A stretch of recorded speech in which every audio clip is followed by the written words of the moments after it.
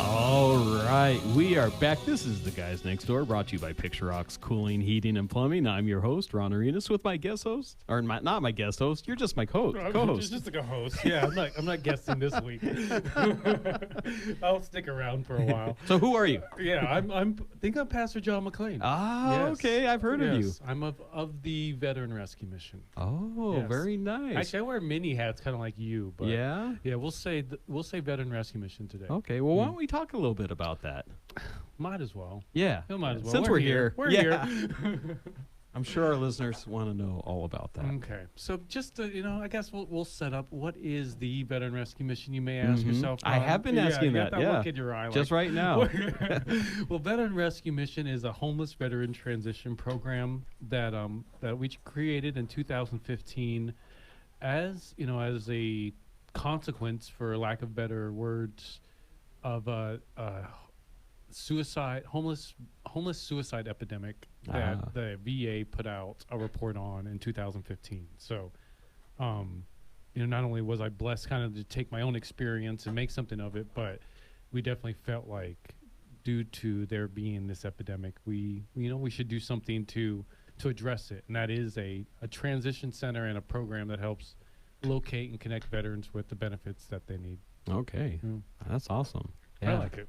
Yeah. I know, it's just like it went from really like high and excited to like a really Debbie Downer. So I'll bring the energy back up. It's happy times over here. We've done some good work. We certainly have done some awesome events, and I'm blessed to be partnered with people like yourself. Yeah. To make it roll.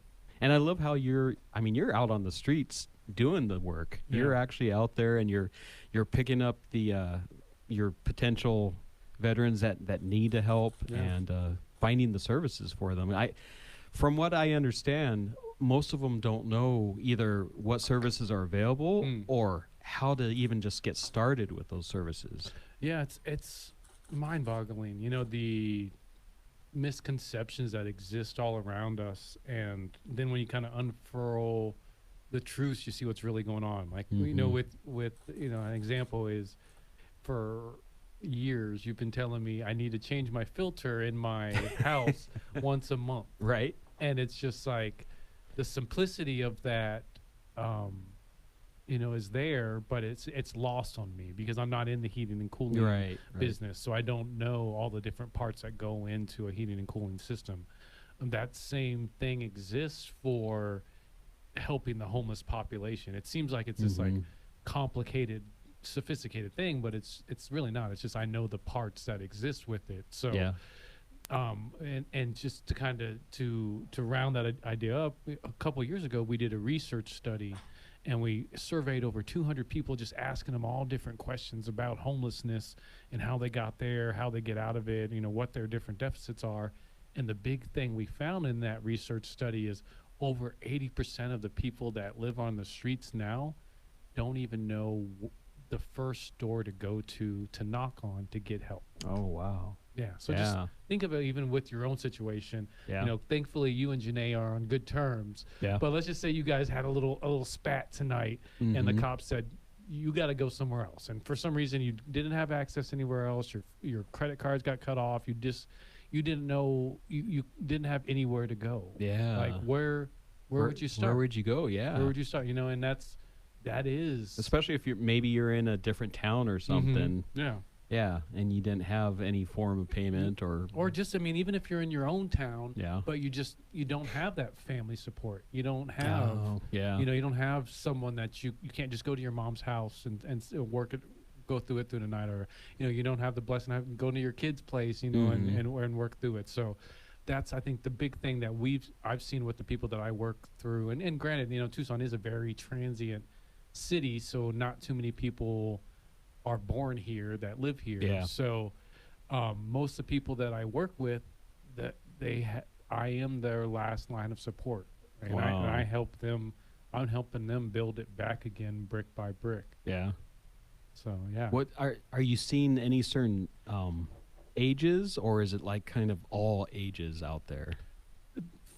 With our program, and granted, we do primarily work with veterans, Mhm. but it's a trend that we are seeing in the industry with the homeless population as a whole.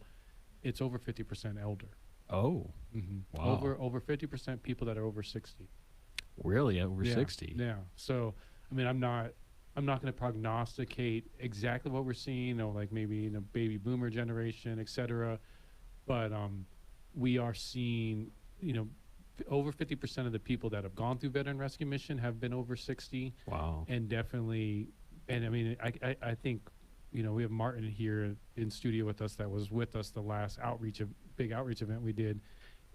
He probably saw a lot of the people that we gave service to or helped are elder people. Really? Like, these aren't young 20-year-olds. These aren't people, even in their young 30s. These are people that, have kind of gone through life and, now have ran out of support. The support system doesn't exist. Those bridges are no longer there. Okay. Maybe they have no longer in contact with their kids or whatever. Maybe their spouse isn't. Yeah, or maybe they don't have kids. Yeah. Their family died. They, and a lot of people, like, I think it was over 20% of the people that we surveyed and asked them, how did you become homeless, said it was because a family member passed away. Oh, whether it was a spouse or it was their mother that they live with, etc. Yeah. So it's and then that's again, to those misconceptions we all, and myself included, until 2009, like I had no experience with the homeless population, so I would have assumed they must have did a little bit too many drugs and have found them there, and I think that's the assumption most people make. I think it is. And I mean, as just, the general public, I don't think most people understand how they got there, how they got into that situation. Yeah. And when people ask me that question, I usually tell them it's like a car accident. Every situation is different of how they became that way, but just based off our research study, and I hate and love to continue to refer back to it, 17% of the people that became homeless attested to substance abuse issues. Okay. Yeah.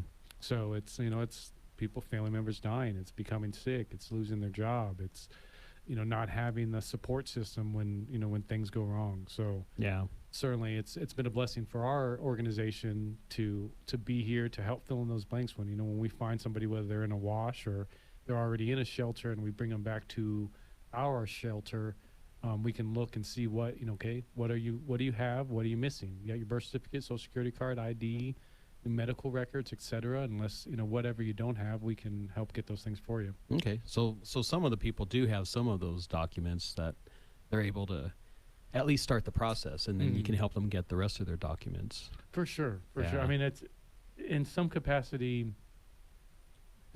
Most people, I'll find, they should have their ID. And if they don't, we can help them get their ID. But a lot of people that we find that are particularly staying in washes or staying on the street, they have nothing. They've lost a birth certificate, they lost a social security card. They pretty much only have the stuff that they're carrying on. Wow. So how do they get verified of actually who they are, and then start the process of getting all their documents? Well, I mean, for me, with whether they're a veteran or not, it's through conversation. Like you couldn't fool me that you were a veteran even if you wanted to. Oh, okay. We'll play the game one day to see if you want to try.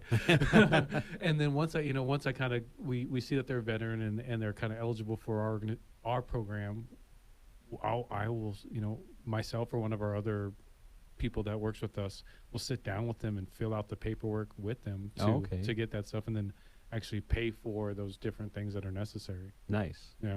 And once they get those documents, then they can start applying for the services. Absolutely. Yeah. Which, I mean, thankfully, it's really not, I mean, to get a birth certificate, social security card, ID, it's really not that difficult. But if you don't know, you don't know. Yeah. So that's where it's been just such a blessing for us to be there to kind of show people it's not as difficult as you think it is. And some people that we've dealt with, they've been on the streets for years just because the process was more difficult than they thought it was, or more easy than they thought it was. Oh, okay. Yeah. And then once you get them their documentation, stuff like that, then you can get them into like the VA hospital and get the VA services. For sure. Well, usually, I mean, even before I'll get their documents, I'll try to get them connected with the VA in some capacity because they can verify things even without certain documents. Okay.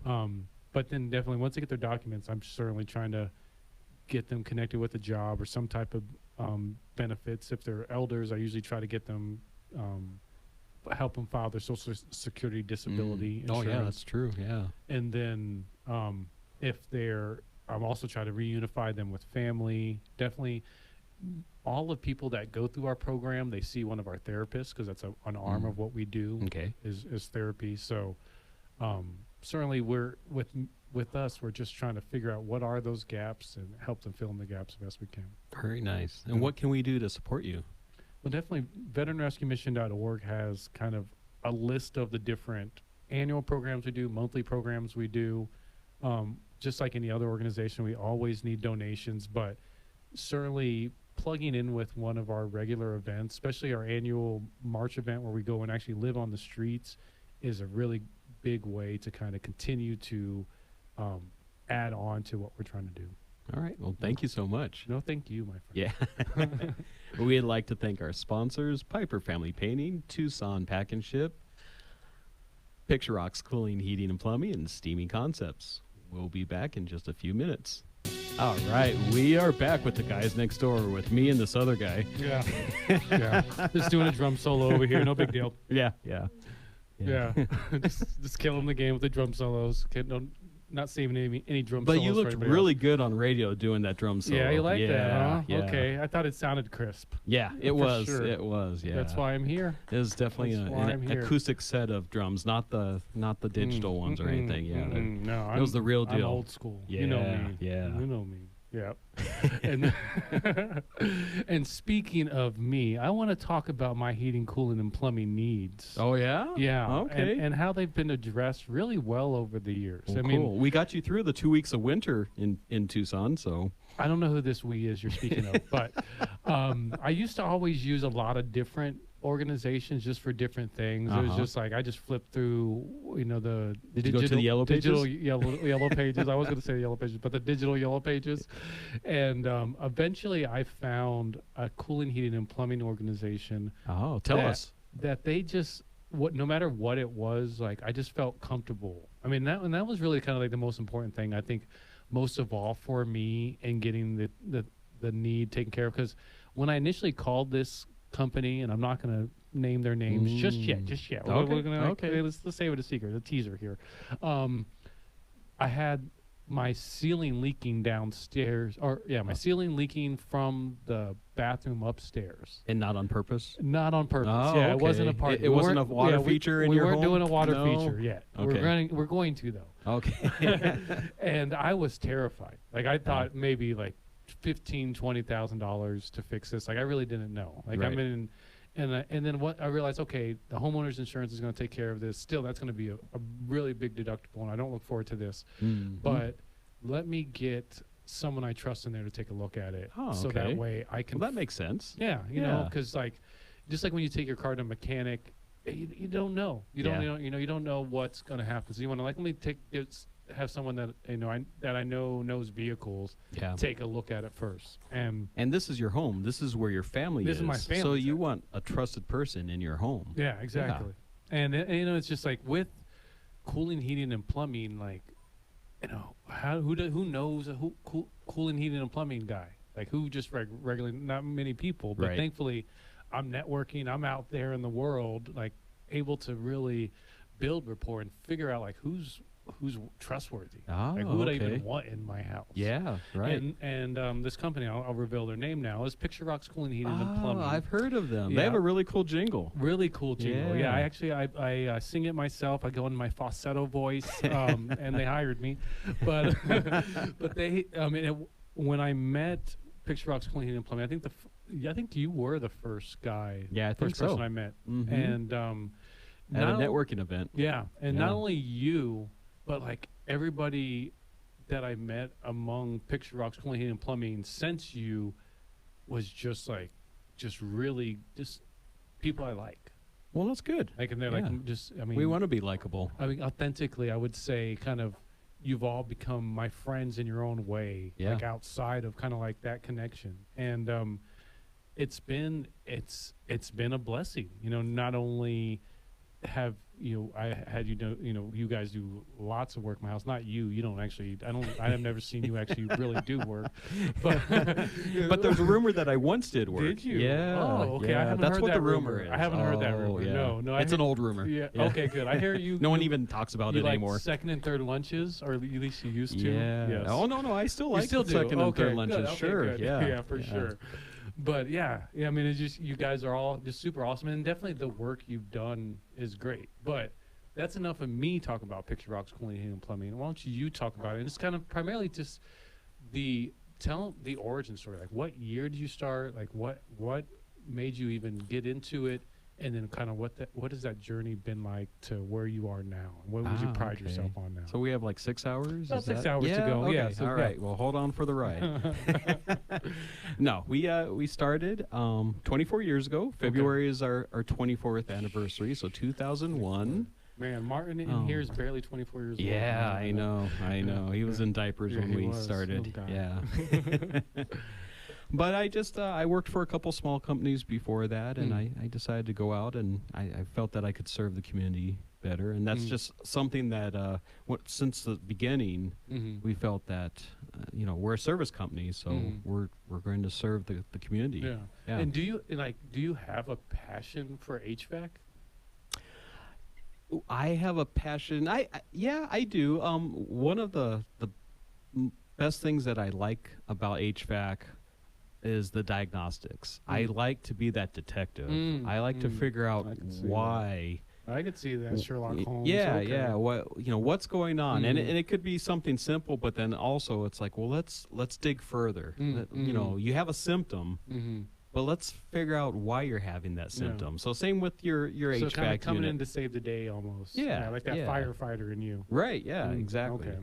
So dig a little bit digger, be that detective, and just figure out the whole situation. Make sure that you can get it fixed, and make sure that your customers have that longevity of that air conditioner, because that's what we need in Tucson, Arizona. Yeah. That's interesting. And then so you dove in. You started it.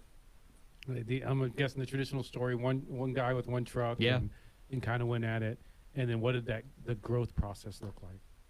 So I pretty much was just myself out in the field for a while. I would hire usually a young guy, pretty much through the spring, through the summer, and then let them go around September when things started cooling down a little bit. I did that for a couple of years, and then a couple of years into it, I hired my first technician, and bought a second truck, and we just started expanding from there. Nice. Yeah. And then, like, I started the story off with not only you, but Frank the Tank, people I've had at my house, and I like them all, and I've all, in some capacity I've built a relationship with them all. Yeah. What is it?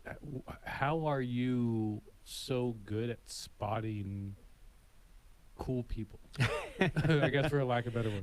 We really do try to, on purpose, we try to hire on character. Yeah, we want to make sure that you fit into the culture, and that you have a high character. You're a high character person. We can teach you how to turn a wrench or diagnose a unit, and there's situations where we need an experienced technician. If we need to put someone in a truck right away. But what we like to do is basically have that system where it's kind of next man up. So we're trying to find some young guys that have a passion to go out there and work and do the right thing, and we can teach them. We can teach them how to do the diagnostics, how to do the installations and all that. Yeah. If you were to, you've been going on 24 years that you've been in existence. You're a successful organization. If you were to say, because of X, we have been successful, what would that X be? Not the like ex-girlfriend, but like X being a variable. Yeah. I think just for the most part, just the hard work and the honesty. There's some jobs that you could go to a job and maybe it was something really silly, and you're like, I'm not going to charge you for this. You're an existing customer. You've been our customer for years and years, and you're your batteries in your thermostat are bad or something. Mhm. You know, we change the Mhm. batteries out and everything, you know, is perfect. You know, just Mhm. stuff like that where Mhm. there might be other people out there that, you know, would take advantage of that situation, Mhm. especially if it's, you know, 80-year-old grandma or whatever, and Mhm. you know, she wouldn't know any better. Mhm. So just doing the right thing even when no one's looking, Yeah. and just working harder than a lot of other people out there. Nice. And what would you say you pride yourself most? Like when you're talking about Picture Box Cooling, Heating, and Plumbing to other people, like what are the things that you're bragging about? I'm bragging about that it's a family run business. Yeah. My wife's there in the office. I have two of my boys working for me. They're doing a tremendous job. And yeah, I'm so proud of them. I'm proud of all my employees, but just to be able to work with my boys each and every day, that's just a blessing. I imagine it seems like that's been a focus of yours, and I would imagine it would have to, and it's been successful. What would you account that to your sons being interested in you and being in the family business? And I think just my relationship with them. Mhm. Yeah, I really do. I mean, Yeah. there's a lot of fathers and sons that can't work together. Yeah, But yeah, I think it's just our relationship with each other. that's cool. Yeah. That's cool. And for, I guess, let's real quickly just go through what are kind of the menu of services that you guys provide and how people can get a hold of you to Sure. utilize those services. Sure. So we are a full service heating, cooling, and plumbing contractor for both residential and commercial. Okay. So it's a full array of services, big and small, from just a leaky faucet to a full house repipe or whole house water filtration. We do air filtration, new HVAC systems, diagnostics, maintenance. So pretty much anything big or small, we can get it done for you. Nice. And you can give us a call at 520-492-0748 or picturerockscooling.com. Man, well, that is probably the best radio segment that's ever been done ever. It'll go down in infamy, right? Yeah, absolutely. Absolutely. That's radio history right there. Thank you so much, Mr. Yeah. Ron Well, Arenas. thank you for having me. School and Heating and Plumbing. Thank you for having me on my show. You're welcome. Come back anytime. Right. Probably next week. Yeah, might as well. Yeah. No, this has been a really fun interview. I mean, both of us have been able to get to know each other a little bit more, and hopefully the audience got to get to know each other, each of us a little bit better. So yeah, this is The Guys Next Door, brought to you by Picture Box Cooling, Heating, and Plumbing. I'm Pastor John McClain, here with the coolest guy in Tucson, Ron Arenas. Definitely check us out at commongoodtucson.com for more about the show, as well as check us out on YouTube and Facebook. I love you, Mother.